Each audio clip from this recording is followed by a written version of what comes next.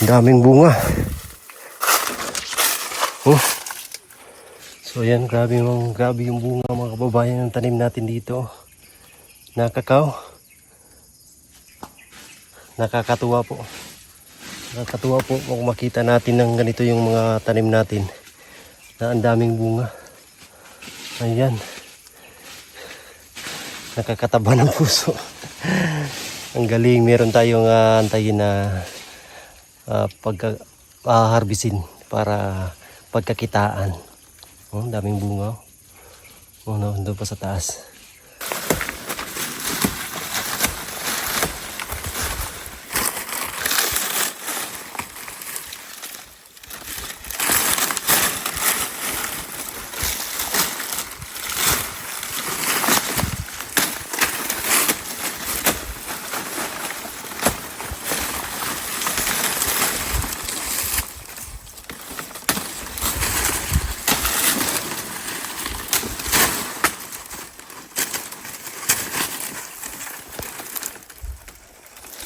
Latundan.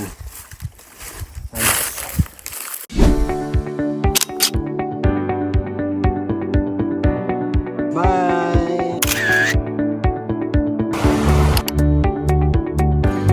Yung ginagawa ni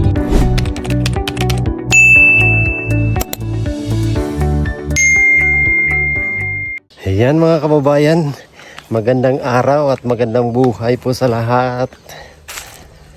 So ayan, at nakaokasyon tayo mga kababayan na pupunta sa Uma. Ayan yung tingin po yung attire ko ngayon, no?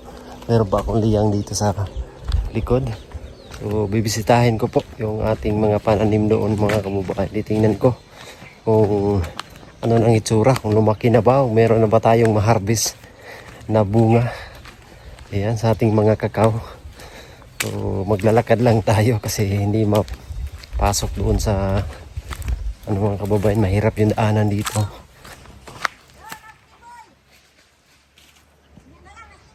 Balik na ko. Oh, pahulata lang. Pakuyoga sa kwadre. Ayan, dumating pala yung mga panday natin dyan. So, mamaya na balikan lang natin sila. So pupunta muna tayo dito sa sa ating Uma. Namimiss ko rin mga kababayan ang malakad-lakad dito sa aming lugar. Ito yung lugar namin, no?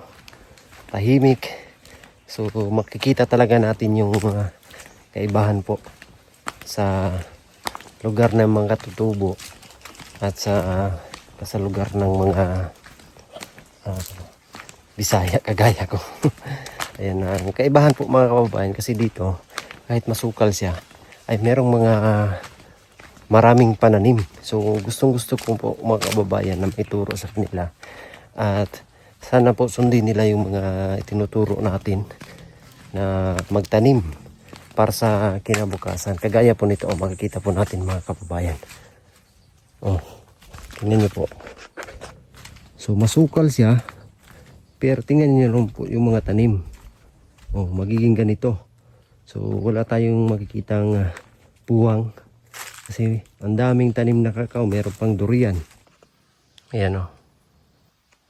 Ang daming mga pananim mga kababayan.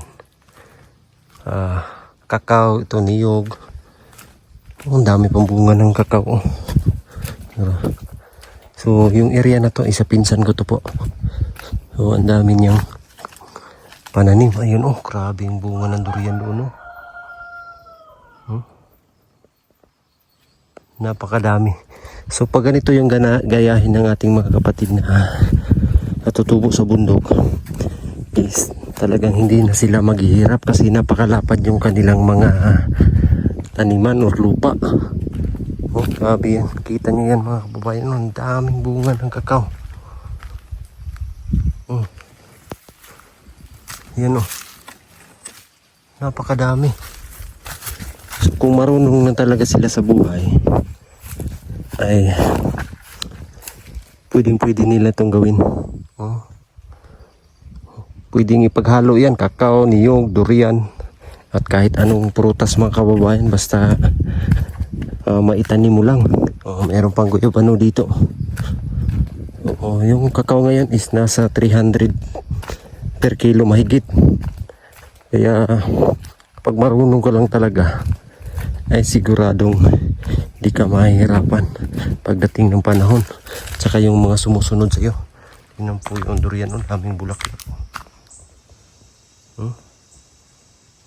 Dami, Yung durian ngayon is mahal pa naman yung durian ngayon mga kababayan. Ganito yung dapat. So, kung sino po yung mga may malaking lupain, pwede nyo pong taniman ng mga prutas. Basta matanim na po yan mga kababayan. Hindi na yan mamamatay basta nasa tamang edad na. Pero yung kakao kailangan talaga alagaan para hindi siya susukal. Mamamatay kasi yung kakao mga kababayan pag may mga malalaking puno na makatabon sa kanya. Kailangan shading lang or yung hindi lang masyadong matabunan siya. Kaya nito daming pananim, niyog, kakao, durian, saging, pinagalaw-halo nila lahat yan. Napakadami. Ayan. So yung sa atin po ay hindi pa ganito kalago yung pananim natin kasi bago pa lang mga kababayan. Bago pa lang kasi na-award sa atin. Na-award bago pa lang kasi napunta sa atin yung lupa ng pinamana. So naging naging masukal o tinatawag sa amin na lasang yung naging gubat. Kaya mga puno yung ang dami. So pinalinisan pa natin at bago pa natin pinataniman. At ngayon po maisishare natin pagdating natin doon. So maglalakad pa kasi tayo mga kababayan ng mga 1 oras papunta doon kasi yung dito wala pang matinong daanan. At may ilog dyan sa baba. So hindi talaga siya mapasukan ng sasakyan. Motor lang pero mahirapan ka din. So maigi na yung maglakad para safe tayo. Kaya samahan nyo ako, tara puntahan natin. Let's go. Yung mga kanunuan ko is malaki yung lupain nila. Ito dito, area na to. Sa kapatid ni Papa to. Tsaka doon sa taas, yung mga makikita nyo mga dyan, yung bundok na yan sa kapatid ni Papa yan mga kababayan. Yung ilalim yan meron ng mga tanim, mga kakao at iba't ibang klase ng prutas. Dito may rambutan so nagano pa lang siya namumulaklak. Kapag marunong lang talaga, so meron talagang pagkuhanan ng hanap buhay at pagkakitaan. Same nito. Kahit ganyan lang yan, nakatambay lang yung lupa, pero meron siyang mga pananim. So hindi mo na kailangan magtanim ng gulay dyan or yung mais kasi dito pa lang makabili ka na nun ng mga mais at saka may ulam ka pang mabili. Dami ng bunga. May lansones. May bunga pa nga kaya lang isa lang. Isang buwig. Hinog na. Grabe, napakatahimik dito. Nakakatakot kung may ahas. Kaya meron tayong dalang itak pang depensa. Mga ganito. So dati-rati mga kababayan ay talagang araw-araw namin binabaktas to. Nilalakad papunta doon sa aming uma. Para makapag tanim at harvest ng mga panim namin. So ganito kalayo. Medyo malayo yung ating lalakarin.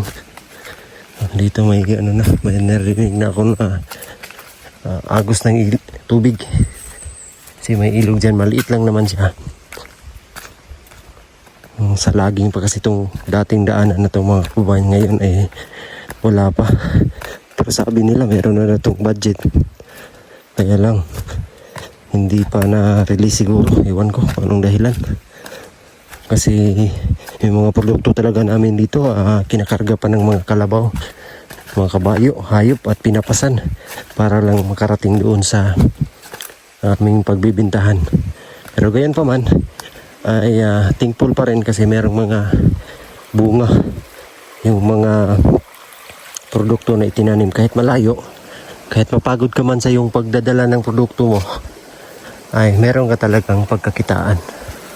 Ang laki ng bato dito. Ayan. Ayun. Lapit na akong hinihingal.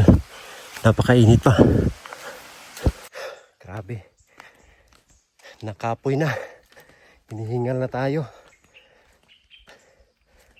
Merong tulay dito. Oh. Tulay na kawayan. Para meron ng mga daanan. So medyo malaylayo pa yung ating lalakarin. At grabe talaga, napakatahimik dito. Wala man lang ako nasalubong. Kasi kunti lang kasi nakatira dyan mga kababayan. Kung ano lang talaga to dito. Sakahan. Or uma. Kaya minsan-minsan ngayong oras na yun. Alas tanghali na. Alas 12. Ng tanghali. So nandun sa mga sakahan nila. Mamayang hapon pa yung uwi. Ganyan yung parang araw-araw din na nagtatrabaho yung mga tao dito. Dami pang pumapasok sa tinga. Maliliit na ano. Maliliit na tawag dyan, kuliglig or tagnok.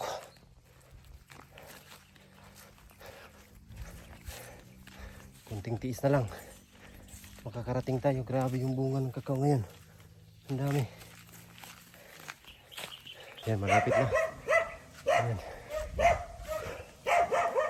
Ayan. Meron tayong alagang ano dito. Ingay ng mga aso. Ingay ng mga aso. Bayabas. Meron tayong alagang kambing dito. Pinaalaga natin. Ano? Yan. Kasi meron tayong kambing. Yan yung pinaalaga natin. Ng kambing. Ayan o. Ang laki o.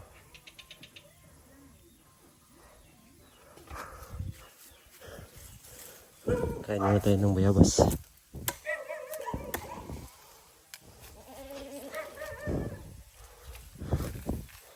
Ito. Sarap to.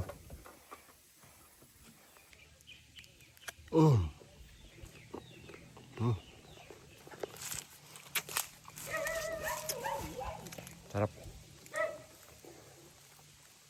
Tara. Hindi nyo tayo. Yan, kunti na lang. Nasa mga 10 minutes na lang siguro ang paglalakad natin mga kababayan. At ang tatahimik ng daanan dito. Pagkatahimik. Ang daming puno ng ano, Jimelina. So pwede po yung gawing furniture. So yan, dito tayo, pababa.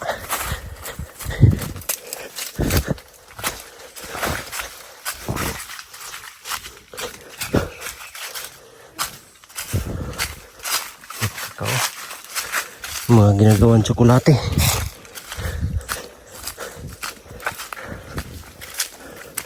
So dito, walang tanim dito.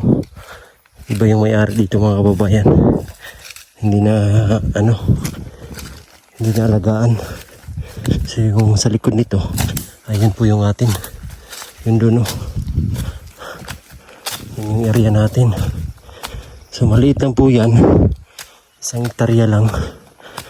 Pero kahit maliit, basta may tanim lang, ay pwede na yung pagkakitaan.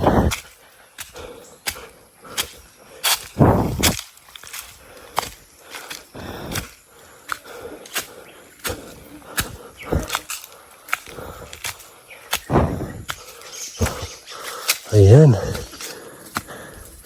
Malinis pala dito. So ito yung area ko.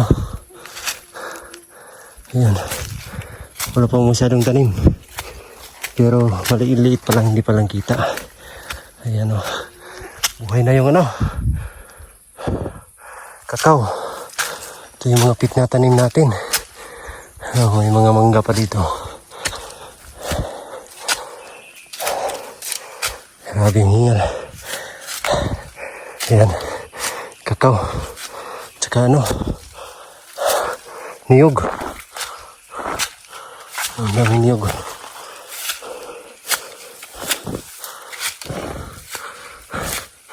Ayan na po. Tangka. Oh, malalaki na. Yung mga kakao. Oh, may bunga na oh.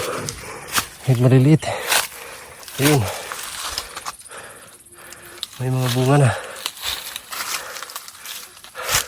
May ano dito, kubo. Lemon.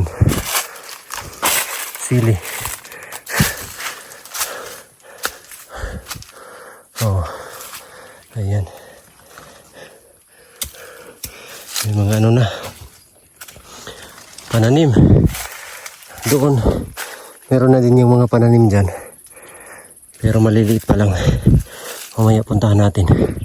So dito, malalaki na ang yung mga kakao. At meron tong durian. Meron tong durian saan kaya tinanim. May ano, ganito po yung pag ano ng ubi mga kababayan. Hiwa-hiwa. Tapos ibilad sa init ng isang araw. Saka mo na kukunin. Tapos pwede na siyang itanim. Yan po yung proseso niya. Yung malalaking alaman, biyak-biyakin yan na maliliit ganyan. Yan yung proseso namin. So dito, may mga durian to eh. Yan. Durian. Puyat. Yan pa yung iba. So, merong mga lalaking durian doon. So, dagdagan pa natin pagtanim. May mga niyog na. Niyog.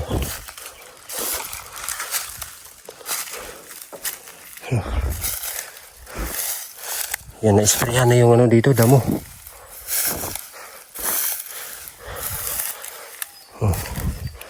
Yan durian.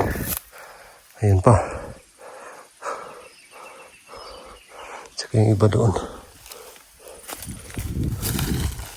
Dito parang namatay yung isang durian dito. Sayang. Yan o. Sayang eh naman. Namatay talaga. Sayang naman. Ay, mahal pa naman yung similya ng durian. 150 per isa.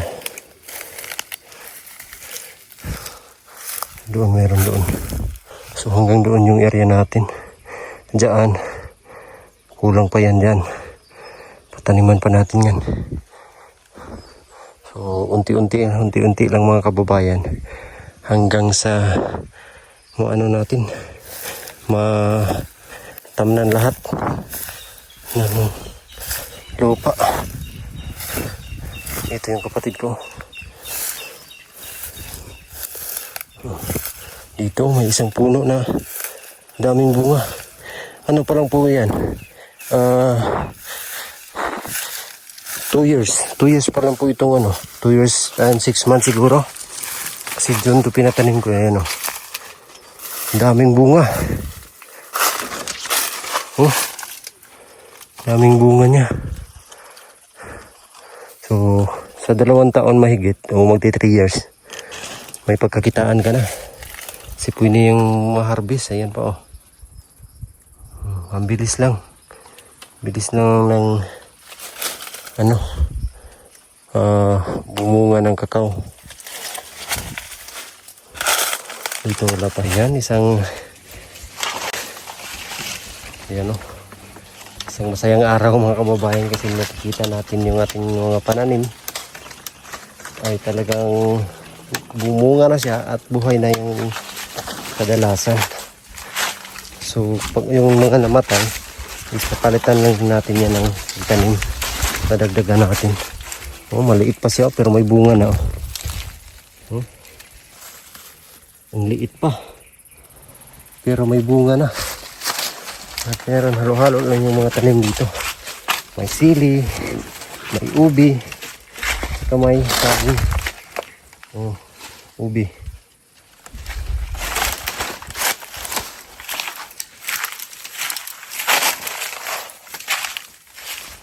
Yan lang yung pagsasaka. Ito yung mga bagong pananim mo. Buhay na. Ito yung bagong mga pinatanim natin. Na kakao. Ito pa. Dito may durian. Durian. Dito yung isang namatay na durian na puno. Durian doon oh. So ito lahat may tanim na to. Na kakao. Yan o. Nakahilera. Dito rin. Yung durian o. Mula ngayon siguro mga 5 years bunga na to. Yan papunta doon. Nakahilera. Yung kakao. Dito may bunga daw na durian dito. Ayan o. Hinog o. Yan. Sayang hindi na spray pag hindi kasi may sprayhan mong kababayan. Masira. Duwara ni dire. Ha? Ha? Asa man nagbo? Kani? Asa man? Ayun. Nagbong. Yan, buhay na. Diyan may tanim ngayon dyan. Asa na yun, nahulog?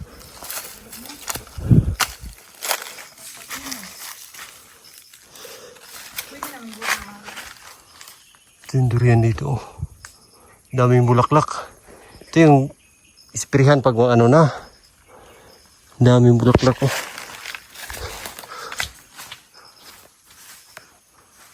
Oh, ini bulaklak. Oh, daming bulaklak.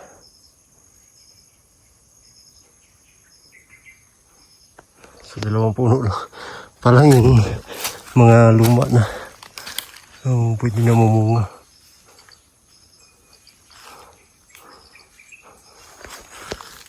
May bunga siya pero konti lang. Ayun, doon pala sa taas, ang dami. Oh. Ang lalaki pa. Ito yung area ko dito. Puyat o puyat. Tingnan natin kung meron bang nalaglag. Wala. Malalaman kasi natin pag hinog siya mga kababayan kasi nalalaglag. Nalaka din idri oh. Yung landslide. Daming bulaklak oh.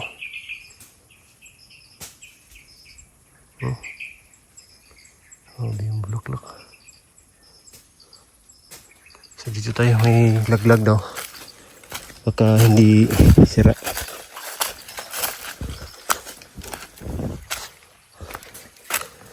Daot tili. Uy, daot. Uy, sayang eh, sira.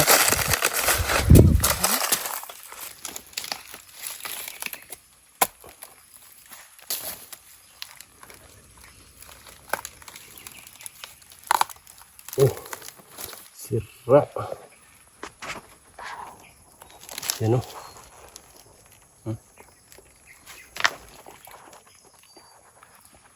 Grabe ang tamis.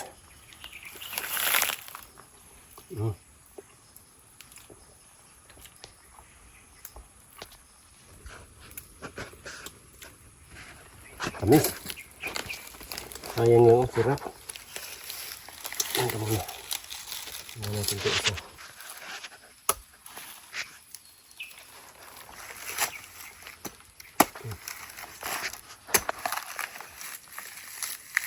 Yun.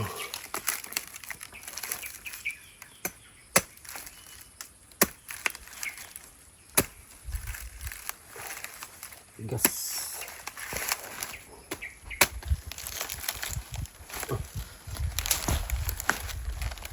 Nasira yung isa oh. Dito, okay to.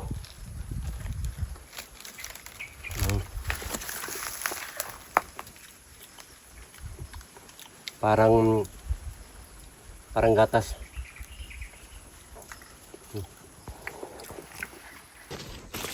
Yung attire ko ngayon, no? Yan, kain po tayo ng durian. Ang sarap. Sarap talaga pag bagong hinog.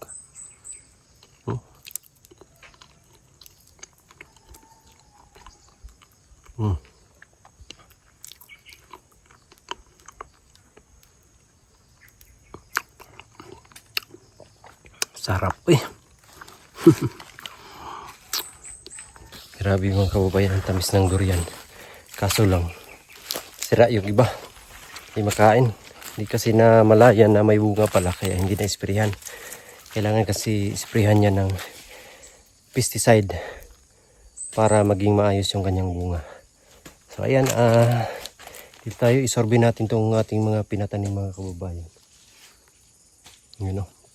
Ikaw, punta tayo doon sa taas. Tingnan natin, silipin natin kung buhay na ba. Yan o. Buhay na. Yung mga luma dito, marami na kasing ano to dati, yung tanim pero na tubuan ng mga puno na malaki kaya namatay. So ngayon ay nireborn o ating inano natin, nirehab. Tinatanim natin ng bago. Ito na yan. Ito na yung bagong tanim. Ayan. Ayan mga bagong tanim. Meron ding durian. Ayan, malalaki na yung durian. Niyog. Ikaw, siyempre. Ikaw yung pinakaano dito.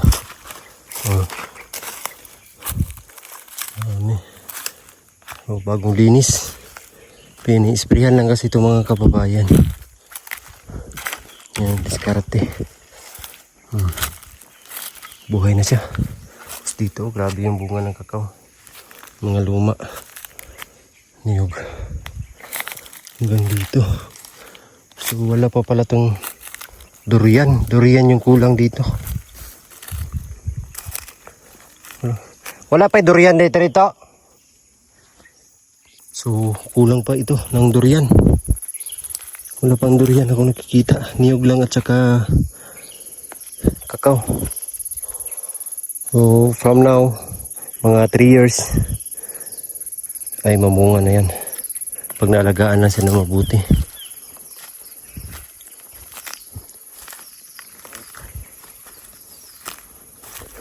Ito naman tayo sa taas. Silipin natin. Meron talaga siyang namatay oh. Sayang talaga mga kababayan pag... Ay, buhay pa pala siya eh. Buhay pa. So hanggang sa taas. Dito.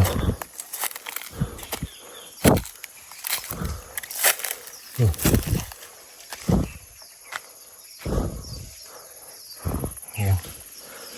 So kulang pa. Kulang pa ng tanim. Wala pa din nakakuha di ano, magbasan. Oh, pwede pa na nimo patamnan. Dili pa na.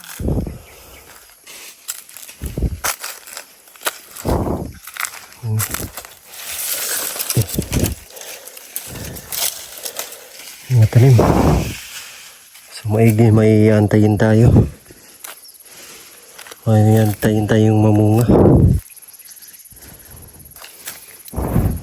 Pag may tinanim, may aanihin.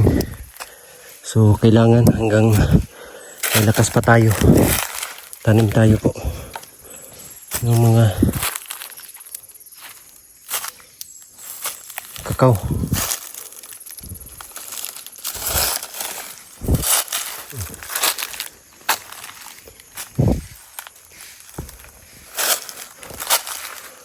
Ayan.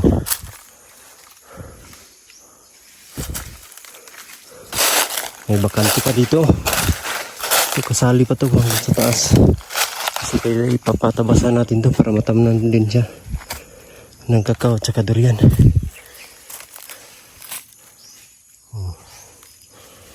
Hanggang doon sa kabila din.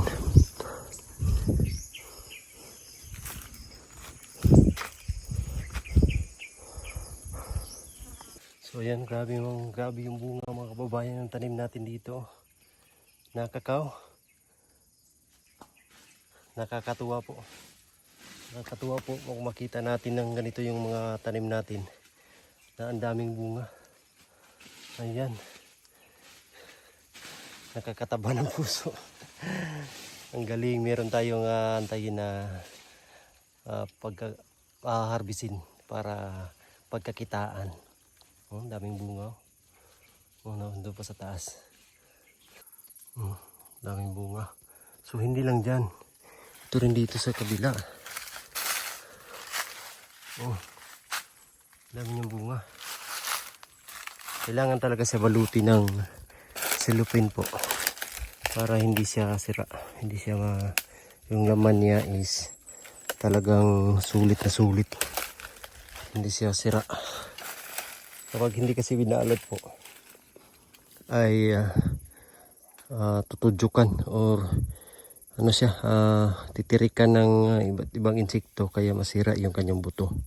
So, pag nakabalot, hindi na siya kayang ipenetrate ng mga insekto. Kaya magiging maayos yung laman niya. Yun yung sikreto. Yung iba in-sprayhan, pero sa amin dito binabalot lang kasi pag mag-spray dito mabigat yung tangke. Tapos ganito pa yung lupa niya pababa. So mahirap. Kaya balot lang kasi magaan. Akyatin mo lang, balutin. Ay ayos na yun.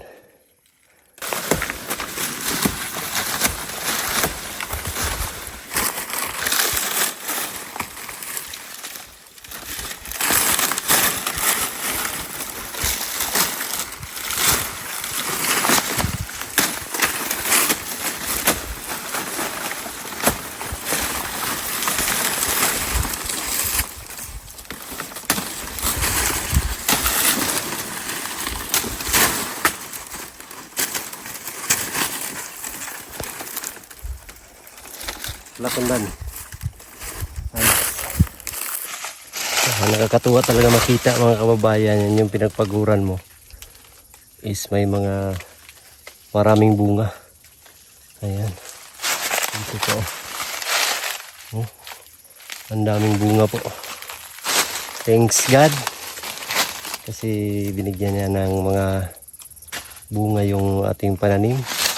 Kailangan tanggalin tong mga ganito po kasi yan yung nutrients niya diyan pupunta, hindi doon sa bunga. Kailangan sa bunga pupunta yung nutrients para malusog at maraming maproduce sa bunga.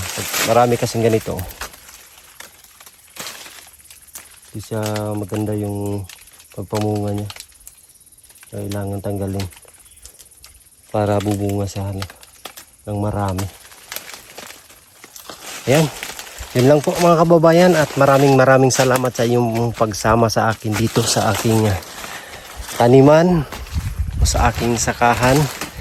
At isinare ko lang sa inyo mga kababayan para ma-inspired naman yung iba na magtanim, yung lalo na yung mga kababayan natin na katulad ko na magsasaka rin. So